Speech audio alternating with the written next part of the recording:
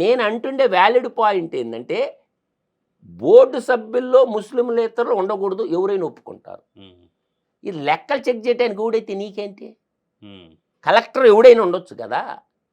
Collector ముస్లిం అయితేనేంది, sick అయితేనేంది, Hindu అయితేనే, ఎవడైతేనేందిరా bye, వాడు IPS చదువుకున్నాడు, అడ్మినిస్ట్రేషన్ గురించి తెలుసు. కలెక్టర్లో ఏ కులపోడు ఉంటే నీకు నొప్పి ఏంటిరా బాయ్? బోర్డులో ఉండకూడదు, ఓకే, పాలక మండలిలో అంటే జడ్జిగా కూడా ఉండకూడదా? ఇప్పుడు గవర్నర్ ఎవరా? ఆంధ్రప్రదేశ్ గవర్నర్ ఎవరా? అబ్దుల్ నజీర్ ముస్లిం. ఎందుకు ఉండాలా అని మేము అడిగితే ఎందుకు ఉండాలిరా బాయ్ అంటే, నేను అనేది అడ్మినిస్ట్రేషన్ విభాగంలో దాని గురించి అవగాహన ఉండేటటువంటి వాళ్ళు ఉండాలి.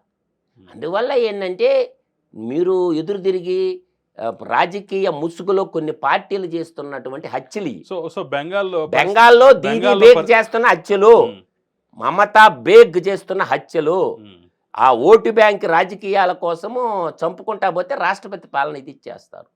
సుప్రీంకోర్టు సీరియస్ అయింది, హైకోర్టు సీరియస్ అయింది. మేము మా రాష్ట్రంలో ఇంప్లిమెంటేషన్ చేయమంటే నువ్వు మాట్లాడటానిక అంటే 30% కంటే 70% హిందువులు ఉన్నారు బెంగాల్లో.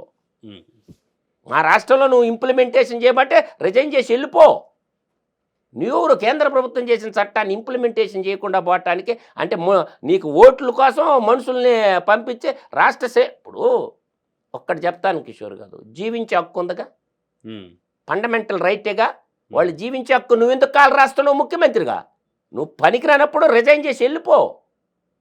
రాష్ట్రపతి పాలన పెట్టేయాలా వెస్ట్ బెంగాల్లో.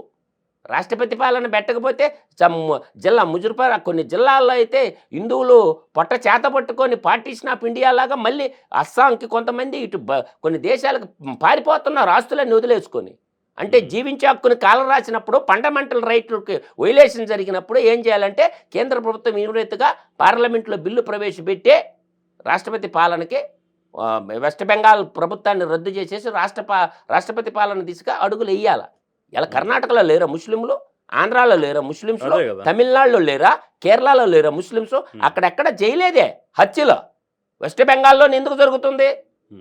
కేవలం దగ్గరుండి చేపిస్తుంది మమతా బెనర్జీ. కంట్రోల్ అయ్యే పరిస్థితి కనిపిస్తోందా? లేదు. ఎందుకంటే వాళ్ళు వస్తారు, బెంగాల్ నుంచి బోర్డర్ ఉంది కదా, జ్వరబడతారు, వాళ్ళు చేసేసి మళ్ళీ బంగ్లాదేశ్ వెళ్ళిపోతుంటారు. దీంట్లో బంగ్లాదేశ్ ఉన్నటువంటి ఆర్గనైజేషన్ హస్తం కూడా ఉంది.